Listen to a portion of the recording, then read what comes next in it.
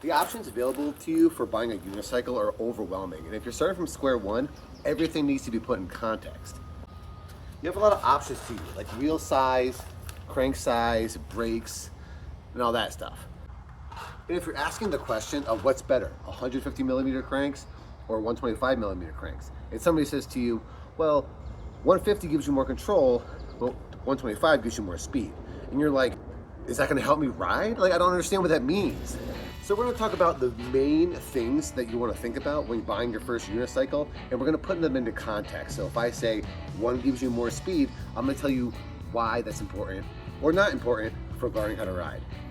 If you were to only take in 3 variables to consider when buying your first unicycle, you'll probably wanna take into account these 3: wheel size, cranks, and seat post height.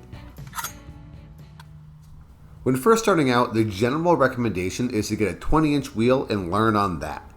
You can tell that it's a 20-inch wheel by looking at the tire itself. But there are also 12-inch, 16, 24, 26, 27.5, 29, 32, and 36 wheels typically available to you as well. Will any of these be better for you? And why is 20 inches the recommendation? Well, the size noted, 20 inches, is the wheel's diameter, and because of this, you might hear bigger wheels are faster, and this is true. The bigger the wheel, the bigger the circumference, and therefore, for every crank cycle, the unicycle will travel a further distance. Now, you might have to work slightly harder for this extra distance per crank cycle, but we'll talk about that in a few minutes. Distance per crank does not translate exactly to increased speed though. Speed is distance over time, not distance over crank cycles. But generally, once you're up and riding, it takes roughly the same amount of time to complete a crank cycle on a 20-inch wheel as it does a 36-inch wheel. And since you can really only pedal so fast, bigger wheels typically give you greater capacity for speed. So what does this mean for you and your first unicycle? Do you want more speed? Just like a bike, a unicycle is also fairly well balanced when it's up to speed. Staying still on a bike is hard, but riding is a breeze. Same goes for unicycles. So more speed is good for learning, right? Well, speed isn't acceleration. Acceleration is how fast you can get up to speed, and essentially the rate of change of speed. A small wheel accelerates fast, but a larger wheel accelerates slow. This is due to torque. Just like it's harder to lift something that's far away from the pivot point than it is to lift the same weight that's closer to the pivot point, a bigger wheel is further away from the pivot point, the hub. It needs to push the ground behind you in order to move. The further away you are, generally, the slower the wheel will accelerate because it has to deal with more force. So, smaller wheels get you up to speed faster, but bigger wheels will be faster once you're up to speed. You don't want to go so slow that you're not able to get into a groove, but you also don't want to take forever to get into that groove. So for learning, these are too small and these are too big.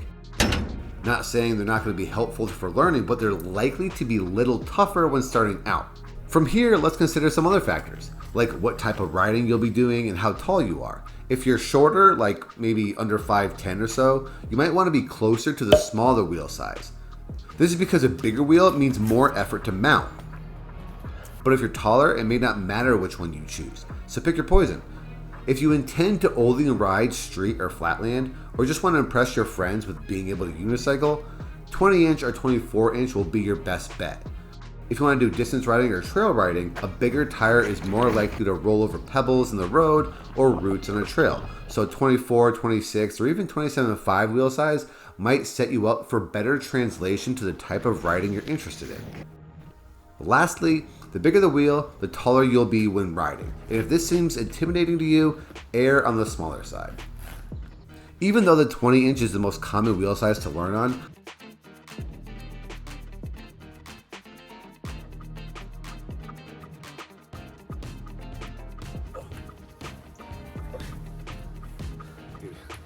I have way too many of these stupid things.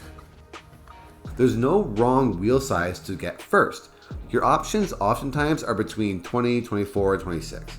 And there's no wrong answer here, so make your decision based on your best understanding of what's going to make you most comfortable.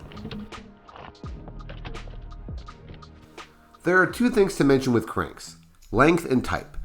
Height isn't really relevant for riding performance at this stage. It's more of a cost of parts and durability thing, so we're not going to talk about it, but unicycle.com has a great article in the description if you want to look it over. Cranks are the arm that comes out from the hub of the wheel and attaches to the pedals.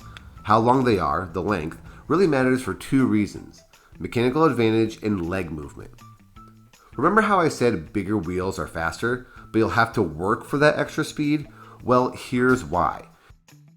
The wheel wants to move this way, which means it's going to push against the ground that way, which means that the resistance that the ground is imparting on the wheel is pushing this way or towards the front of the unicycle.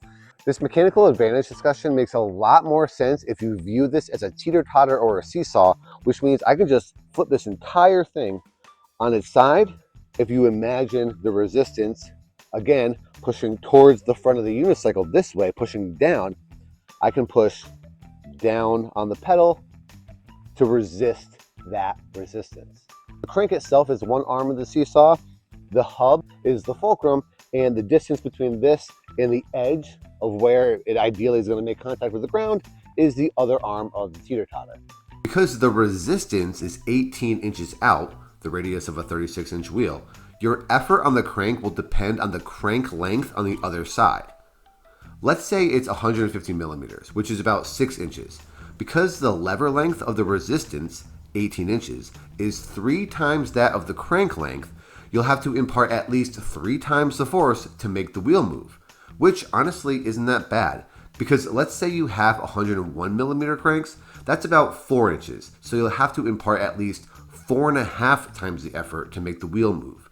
You see how a longer crank length allows you to impart less force than a shorter crank length.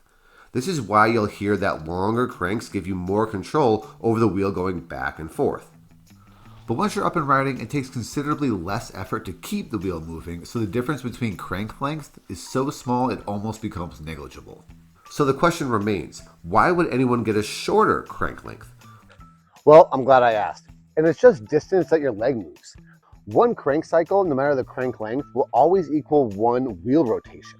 But it does change the distance that your legs are going to have to travel per crank cycle.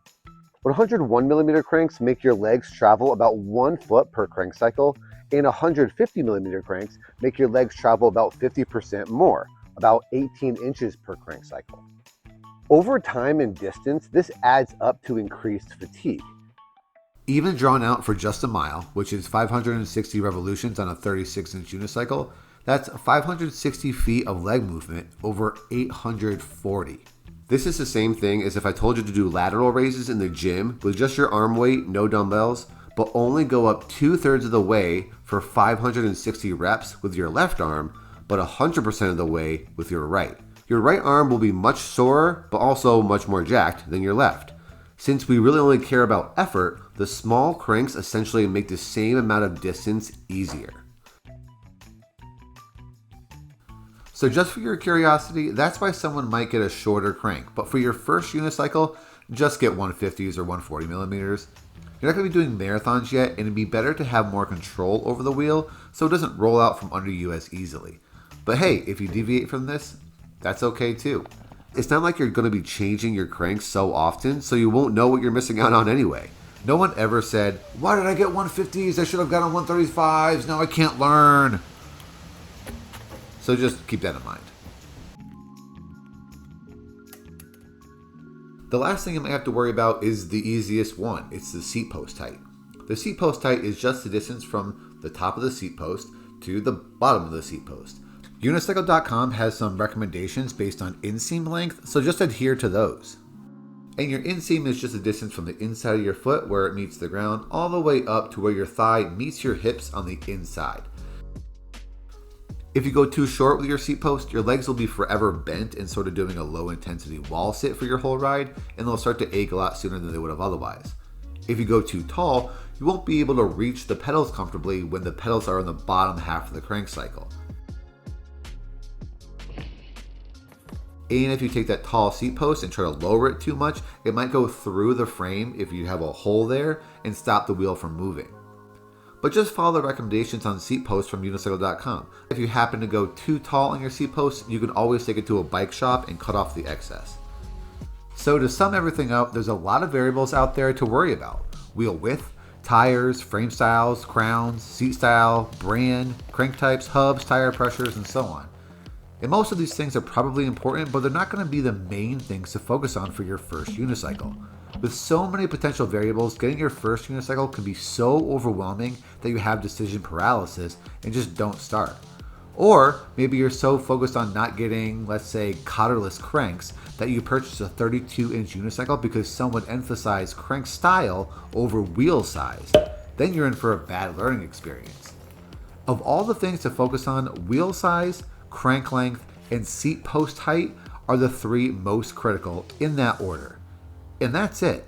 This has been quite the drawn out explanation of these three concepts, but I want you to know the why behind it. I hope this video was helpful, and let me know in the comments what your thoughts are, even if you have thoughts on more important variables for beginners. And consider subscribing if you want more long drawn out explanations like this. Thanks and good luck.